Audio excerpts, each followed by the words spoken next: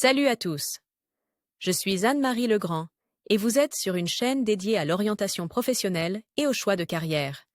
Si ce sujet vous intéresse, abonnez-vous.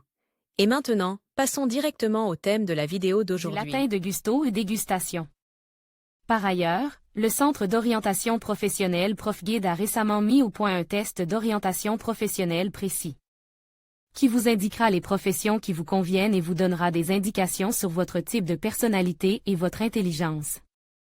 La profession convient à ceux qui s'intéressent à la culture artistique mondiale, voire choisir une profession en fonction des centres d'intérêt dans les matières scolaires.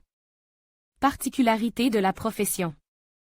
Le dégustateur est le garant de la bonne qualité des produits que l'entreprise fabrique.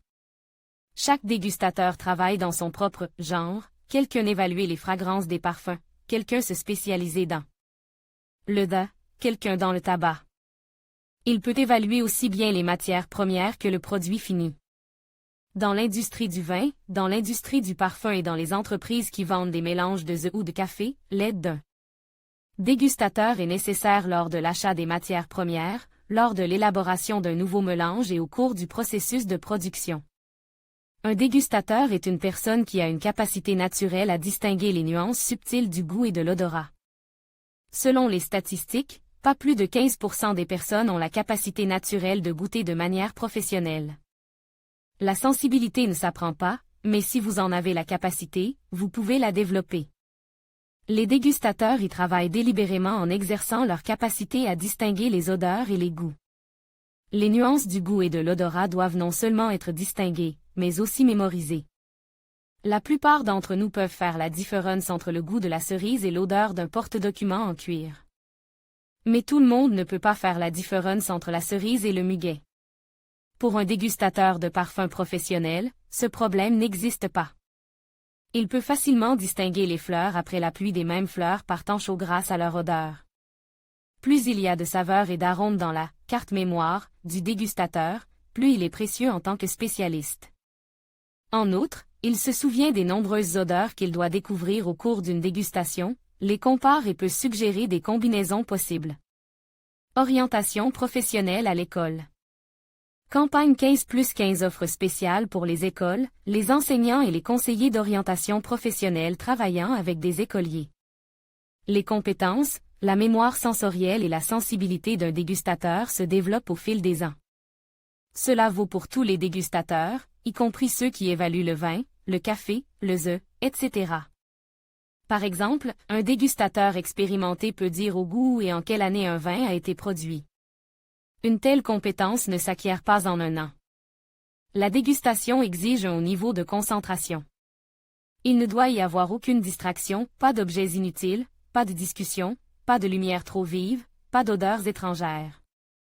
En outre, le dégustateur commence à préparer ses récepteurs à la dégustation à l'avance. Il évite les odeurs fortes et les plats au goût prononce.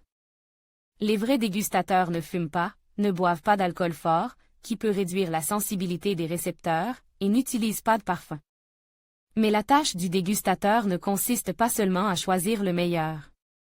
Il doit analyser chaque goût et chaque arôme, les décrire et les classer, c'est-à-dire exprimer les sensations à travers un système de concepts professionnels. Sans cela, il est impossible de formuler quels sont les inconvénients ou les avantages et pourquoi un processus d'assemblage devrait combiner ces thés, vin ou café particuliers et pas d'autres. Le dégustateur est également guide par la vue, l'ouïe et parfois le toucher.